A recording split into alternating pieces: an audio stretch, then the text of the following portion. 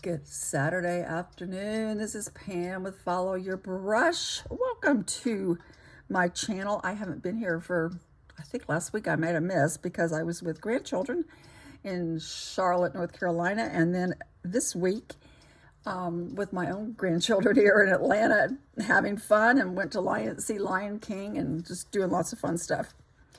But I am back in my studio and home, and it's a Saturday, and usually weekends I just like to play. So thanks to Tracy and his beautiful brush. Thank you, Tracy, for recommending my YouTube channel and to the new members who recently joined because of his recommendation. I appreciate that. So I'm just playing here. I'm using my Marie Blue watercolors. It's just a selection that I kind of chose after playing with my dot cards, and came up with some colors. I think I do need another yellow maybe, but I just have the one primary yellow for some reason. I don't know why I just settled on the one, but I don't know. That's what I'm using today. They're single pigment colors and transparent and lots of fun. But in my mind, without a reference photo, I just wanted to do something with bursts of yellow. I kind of see, I don't know, it's hard to explain, but I'll see if I can get it down on paper. I'm seeing some colors and bursts of flowers that are kind of reddish orange, yellow. It's springtime feeling, and I know it's fall, but in my mind's eye, this is what I'm seeing. I'm going to leave that little white space for later for perhaps the center of the flower. Let's come over here and make some squiggly marks. I love making just squiggly marks that may or may not represent something. Let's do another one here. Just kind of a starburst. Just kind of what I'm feeling today. In a starburst kind of mood. I guess you would kind of call this spontaneous painting maybe, without a reference photo. I like to just see what happens. I am going to blot some of this up. I got a little bit too much puddly stuff going on here. So I'm just going to gently blot this up. You can do it with a paper towel. You can also do it with dry your brush out a little bit and lift. But I want to be kind of specific about what I'm blotting up here, because I do want to keep that white space. So, and then I'll come over here and we shock up. This brush does hold a lot of water, so you need to be mindful of that when you're using it. I did put the water down first in just specific places. I like the tip on this brush and the way that it allows me to have a little bit of control, as much as you can with watercolor, right? Watercolor likes to kind of do its own thing. And I think that's one reason I enjoy watercolor, is just letting it do its own thing. All right, I'm going to leave those two alone. I'm going to come over here and play with this. I painted that in there previously. So it's damp, but not totally dry. And let's see if we can bring some colors in here. I already kind of have a white spot here. You see that? So let's just kind of let our petals come out this way. Like I said, I have no particular flower in mind. I just kind of wanted to play today. I haven't been painting because I have been on the road and visiting places and just having a good time. So it still has still a little bit too wet for me to go back in there. Let me come back in down here though with some yellow. I have been trying unsuccessfully, I think because I try too hard, to do a floral painting. Just an imaginary floral. But I think sometimes what happens to us, or to me anyway, is I start to think too hard, and then I make it more difficult than it actually needs to be. I like these little white places because then I can go back in. Now, see, I accidentally picked up some blue there, but hey, that looks kind of cool, doesn't it? So I've got some little white spaces here and here and here. And as this dries, then I can go back in and look and see what I want to do to progress with these areas and see what the painting is saying to me, so to speak, if you will. And this would be called, what we call the negative space, is the space between the objects. Now, because it's a floral, I may mess this up and I may not, who knows? But because I'm intending to do a floral, let me just try in some of these negative spaces here. You see what I'm talking about, the white areas? I talked about that in my last video too. I'm going to try to come in with some of this green gold, so I'm not totally coming out of the frame of reference with my colors, but I'm coming into these areas that do not yet have the water. And I'm just going to drip this in here and see if we can't possibly get some foliage. I've always said I'm very foliage challenged. So kind of decide where we want my little foliage to go. Right now I'm just going to kind of come across here diagonally. Like I said, I don't really have a plan. It's just, we could call it a warm-up. You could call it being out of the studio for a week and coming back and playing.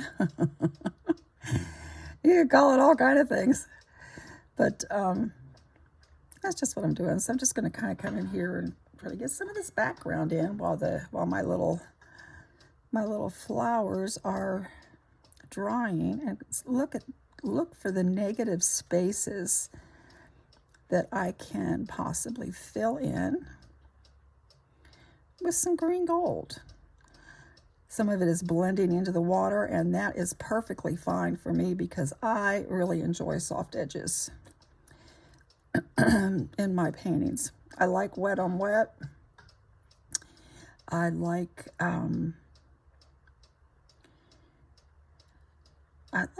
just kind of call myself a dib-dabber.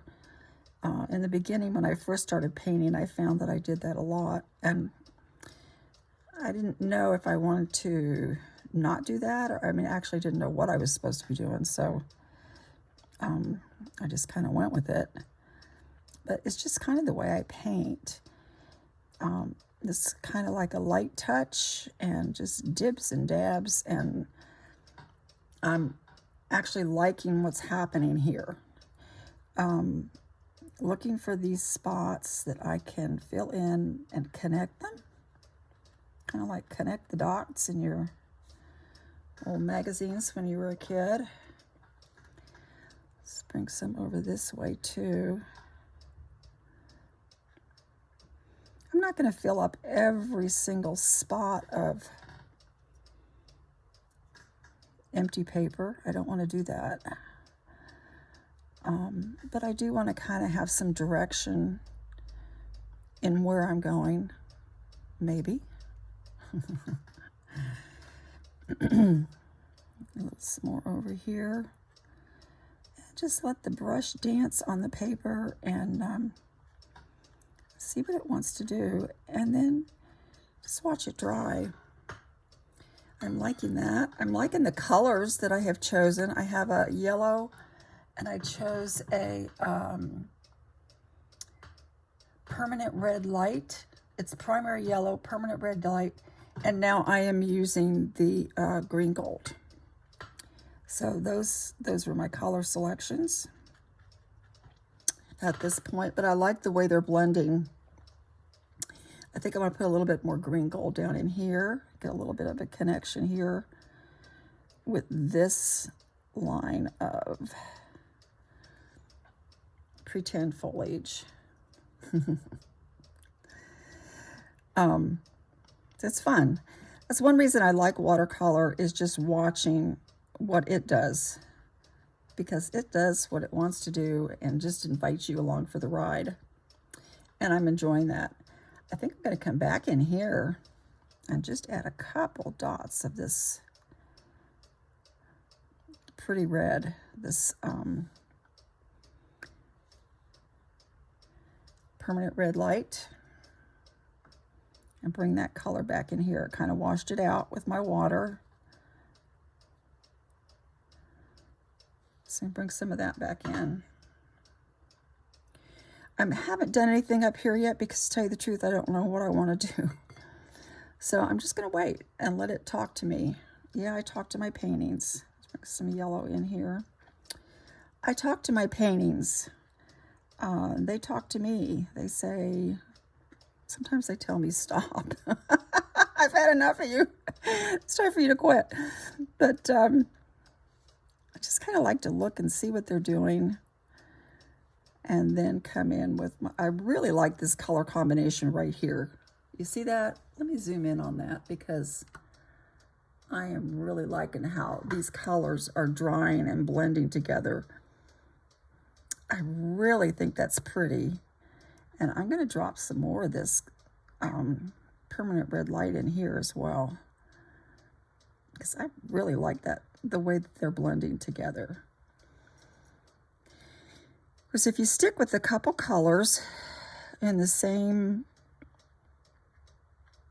palette, you know, and all you need is really a few, you mix them together and just watch what they do, is, to me, is really exciting.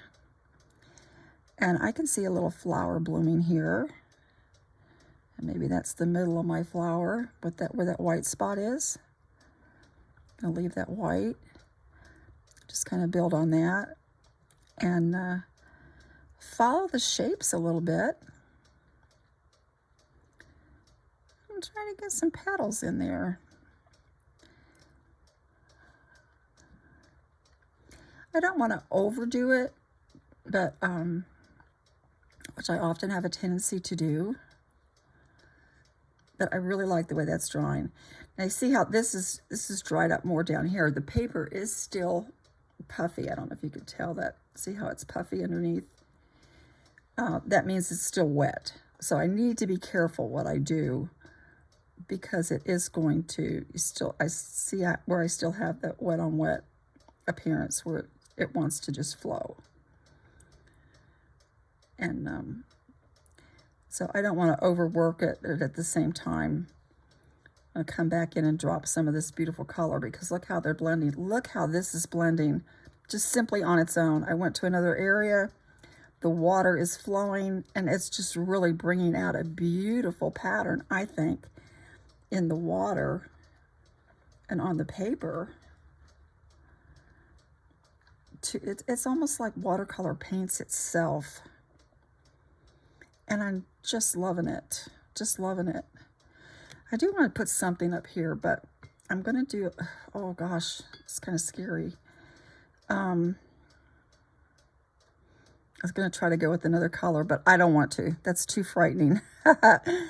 Let me just try to come in here and lightly with some more of my kind of a juicy, really wet green gold, and just lay some color in here. Just kind of a background color in between what I've already done, as well as leaving some white space. If you've ever followed the artist Jean Haynes, who's brilliant, she says the white space of your paper is like oxygen to your painting. So you don't want to totally leave that out. I'm really liking this part here, how that flowed, and I like how this is flowing. I'm going to do just a little bit more, and then I'm going to say goodbye for today. And but I did want to pop in, especially because Tracy gave me a shout out in his newsletter. Thank you, Tracy. And we have some new members because of that. So I just wanted to kind of pop in and show you what I'm doing today. Just catching back up. This is actually more like a warm-up because I have been out of town and traveling and doing a lot of other things. So I'm going to let this dry and see where it goes, but I'm really liking what it's doing. Let me add just a little bit more red here to get some of the petal sensations. Sometimes when I don't try to make a flower, I make the most beautiful flowers. They're imaginary flowers. They're not for real. But I'm going to leave it at this for now. Thanks for liking, subscribing, watching, and welcome to my new members. And thank you, Tracy Lebenzon, for always recommending me. You're awesome. And I always appreciate that little help that you give my channel. And in turn, I want you all to check out paintbrushes.com. To me, they are fabulous, the best. They're my go-to brushes. Have a lot of different sizes. This isn't the only one. This is the large one. I want to use this for wet and wet today. Thanks for watching, subscribing, and liking, and all those things that we do on YouTube and social media. And I'll see you again soon. Bye.